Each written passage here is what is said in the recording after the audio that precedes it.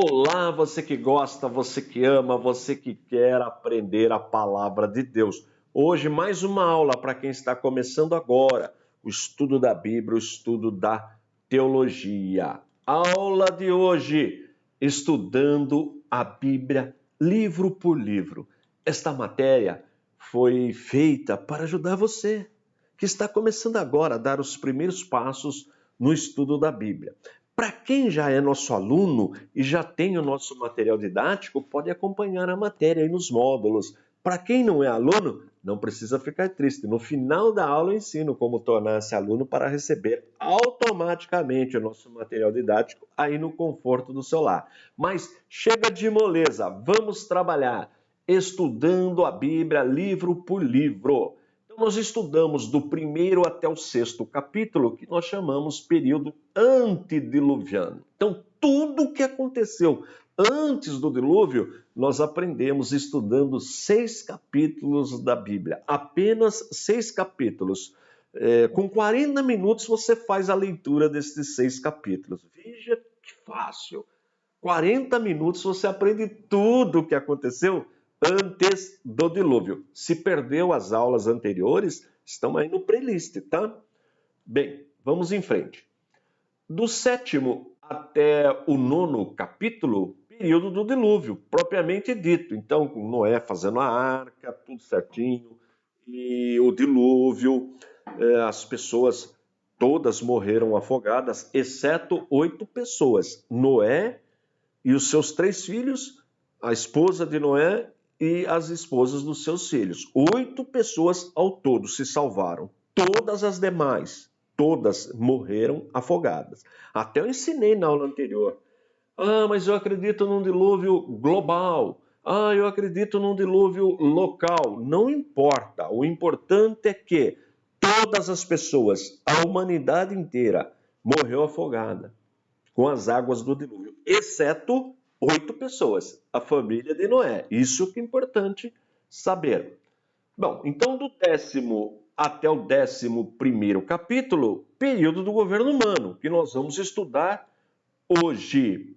E por que recebe esse nome? Porque ali nós encontramos a tabela das nações, como surgem as nações, os governos. É isso que nós vamos aprender. Então vamos em frente. Aí nós temos então aí na nossa árvore genealógica Noé e seus 3 filhos, eu acredito que você já até decorou, Sem, Cã e Jafé. Aí vem lá na tabela das nações Jafé. Ele gerou a Gomer, Tubal, Magog, Meseque, Madai, Javã e Tiras. Então se você pegar e observar, embaixo de cada nome eu coloquei aí o nome de um país ou de uma região. O que significa isto? Se você jogar num site de busca qualquer um desses nomes, Madai, Magog, Meseque, você vai chegar mais ou menos nessa região. Eu coloquei um nome próximo, tá? Você pode fazer uma pesquisa mais profunda sobre o assunto, tá? É fácil, é só pegar o nome, jogou lá no site de busca, vai ter a região que eles povoaram. Eu coloquei um nome apenas para dar o começo aí da sua pesquisa. Depois nós encontramos Cã, que tem os filhos dele, Cuxi, Misrai, Pute e Canaã. Faltou um azinho aí, né? Ficou só Canaã, mas é Canaã. Bom, fundou ali a povoar os cananeus, que é a terra de Canaã. Líbia, Pute, o Egito, Misrai, por exemplo, é importante, primeiro império mundial, né? O Cuxi está aí, Etiópia, Arábia, enfim. Então, tá vendo? Só jogar no site de busca você pode estudar cada personagem, vai ver que ele vai povoar uma região. Bem, aí tem Sem. Sem gerou a Elão, Assur, Arfaxade, é o que é importante para a gente, Lude e Arã. Veja que Arfaxade está aqui, Ur dos Caldeus, que é a cidade de Abraão. Então, a Bíblia vai mostrar a linhagem, a genealogia de Sem vai até Abraão, depois vai continuar. Mas o importante é que Abraão é descendente de Sem, semita. Você já viu falar do antissemitismo? Hitler, por exemplo, ele era antissemita contra o povo judeu. Por quê? A raça, vamos dizer assim, o povo, né, o povo que realmente é 100% semita, hoje podemos dizer sem medo de errar, é o povo judeu. Você sabia disso? Os outros povos, jafetistas, camitas e próprios semitas, ou aqueles outros povos, os outros descendentes, né, de Sem, com Jafé, Cã, misturou tudo. Hoje não dá para falar, o brasileiro é o quê? Não tem como, misturou tudo. Mas existe um povo que nós podemos falar que é 100% semita, é o povo judeu, que conservou aquela árvore genealógica, porque a Bíblia faz questão de estar narrando e registrando isso aí, tá bom? Porque é importante, porque Jesus, porque vai narrar os descendentes até chegar em Jesus, tá bom? Vamos em frente. Bem, aí acontece uma coisa muito importante nesse relato, a Torre de Babel. Já viu falar da Torre de Babel? Então tem um personagem que a Bíblia dá um destaque para ele, que nós vamos ler. Vamos já ler sobre ele? Olha aí, ó. Gênesis 10, versículos 8 e 9. E Cuxi, descendente de Cã, gerou a Nimrod. Este começou a ser poderoso na terra, e este foi poderoso caçador diante da face do Senhor. Por isso se diz, como Nimrod, poderoso caçador diante do Senhor. Tá vendo que interessante? Então, ele fundou a cidade de Babel.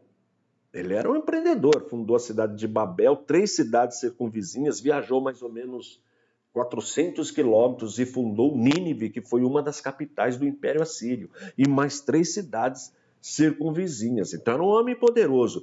Diz a história, até a arqueologia já encontrou sinete, tipo moeda, com um desenho de uma pessoa caçando leão usando um cavalo, sobre um cavalo. Então diz alguns estudiosos que ele foi o primeiro homem a domesticar o cavalo, a usar o cavalo para caça. Então ele ficou poderoso, famoso, matava leões, ficou respeitado, fundou a cidade, uma cidade importantíssima da antiguidade, Babilônia. Babel, Nínive foi, Babel, que é Babilônia, foi a capital, né, do Império Babilônico, e Nínive, capital do Império, uma das capitais do Império Assírio. Então veja como ele era importante.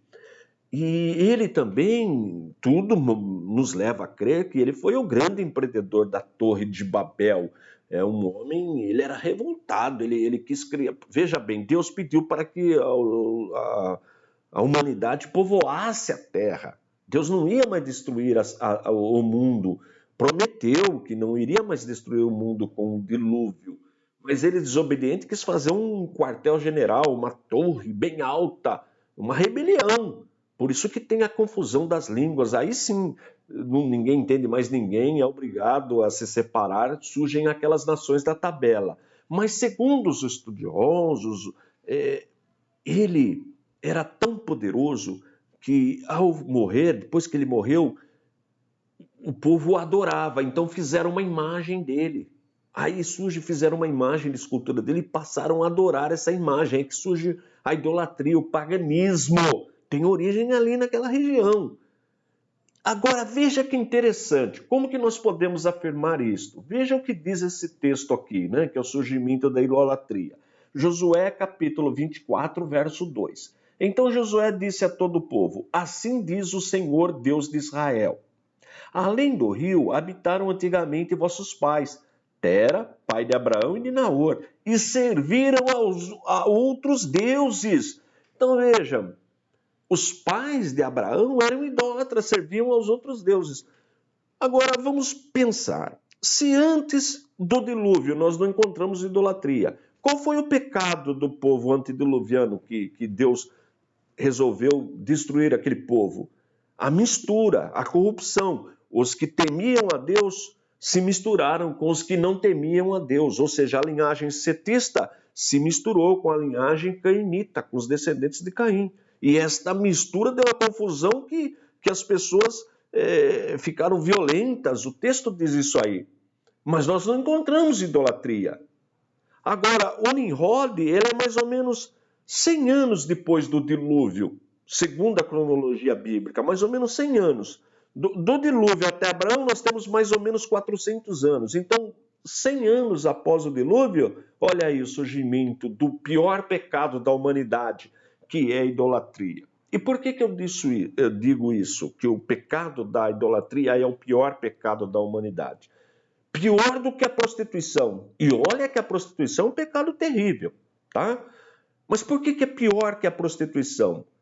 Porque a pessoa, por exemplo, um cristão, ele se envolve com a prostituição, ele sente aquele arrependimento, busca perdão de Deus, Deus é misericordioso, ele é perdoado. Exemplo, Davi. Olha o Salmo 51. Né? Então, Davi cometeu um adultério, é verdade, pecado terrível, matou uma pessoa inocente, mas buscou a misericórdia de Deus, sofreu muito, né? Porque o que planta colhe, mas alcançou a misericórdia. Agora, a idolatria, por que é pior? Veja que a prostituição é grave, mas por que a idolatria ainda é pior? Porque deixa a pessoa cega. Como é que a pessoa vai servir a um Deus feito pelas mãos dos homens, uma imagem de escultura, se prostrar, fazer pedido para essa imagem, que nunca vai ouvi-la? É um Deus falso. Então é pior, porque não está buscando o Deus verdadeiro, está deixando de buscar o Criador de todas as coisas, que é o Deus verdadeiro. Só Ele pode ser adorado. Está vendo? Então o idólatra, ele fica cego.